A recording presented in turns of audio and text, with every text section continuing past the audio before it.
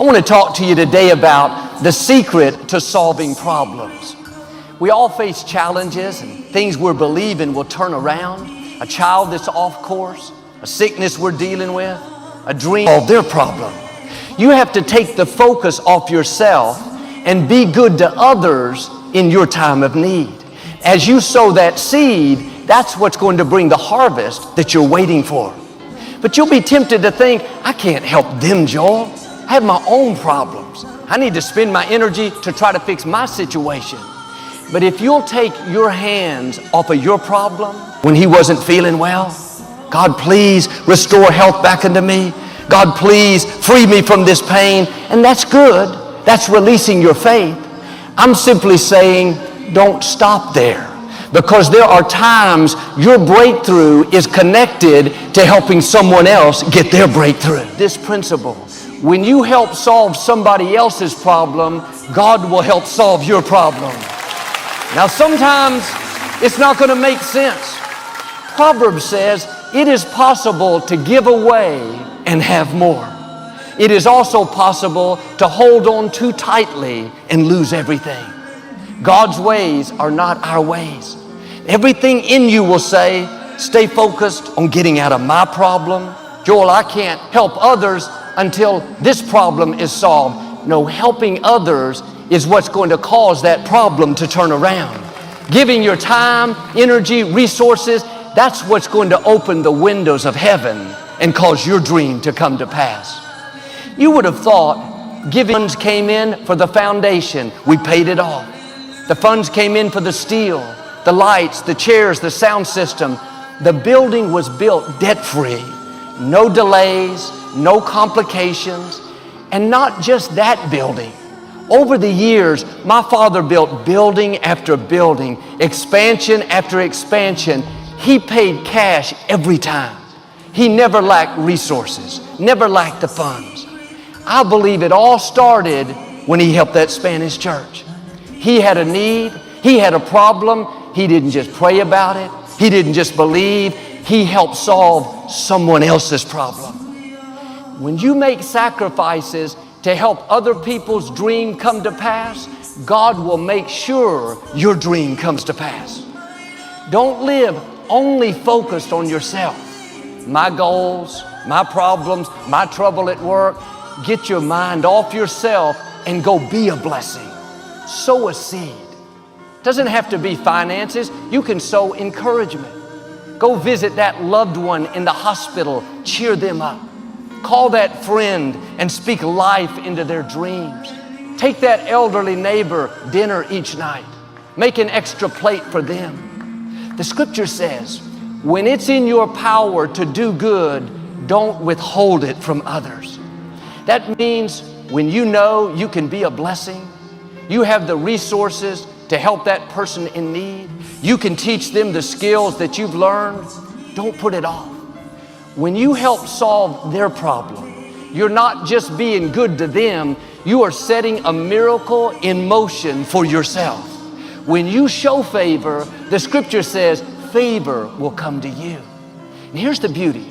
When you help others, what you give is going to come back to you, but not in the same proportion. Pressed down, shaken together, running over. My father helped that Spanish church that one time, but the blessing from that obedience is still coming. When you're in a difficult time, more than ever, you need to look for opportunities to do good. When your dream seems impossible, find someone and help their dream come to pass. It's good to pray, believe, work hard, but some things are not going to happen if you're only focused on yourself. As you bless others, God will bless you. As you show favor, favor will come to you. Every time you help solve someone's problem, every time you make sacrifices to help them go further, you're sowing a seed not only for you to go further, but for those that come after you in your family line to go further. Like Hezekiah, they will see blessings, favor, protection, because you made decisions that honored God. Joseph was working on Pharaoh's problem. God was working on Joseph's problem. He couldn't see it at the time, Everything looked just the same. But what Joseph didn't know was the camels were coming. His brothers were on the way.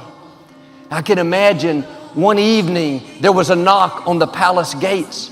The guards looked outside and saw this caravan of camels. They asked the people what they wanted. They said they were looking for food.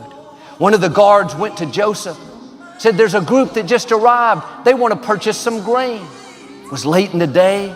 Joseph was tired. He was about to say, tell them to leave. Don't bother us. But for some reason, he changed his mind and went out to meet them. He couldn't believe it. It was his brothers. You would think that Joseph would want to get revenge. The truth is, he was so grateful to see them, he was overwhelmed with emotion. They didn't recognize him. Eventually, he told them who he was, and they all wept together. He asked them if their father was still alive. They said that he was. All those years, Joseph spent working on other people's problems, doing the right thing, even when it wasn't fair. That whole time, God was watching. God sees your faithfulness. He sees you helping others when you need help. He sees you encouraging that friend when you need encouragement. Praying for that neighbor that's not well when you're fighting an illness. May seem like nothing is happening, but God is working. What you can't see is the camels are being loaded up. What you thought would never happen is still on the way. Joseph's father and whole family came to Egypt to live with Joseph. His father thought that Joseph was dead. Joseph thought that his father had already passed. Now the two of them are embracing, weeping. It's a dream come true. Joseph's problem is finally solved. When you're helping other people, you think you're doing them a favor. Really, you're doing yourself a favor. As you help someone else shine, God is going to make sure that you shine. As you help others come up higher, God will cause you to come up higher.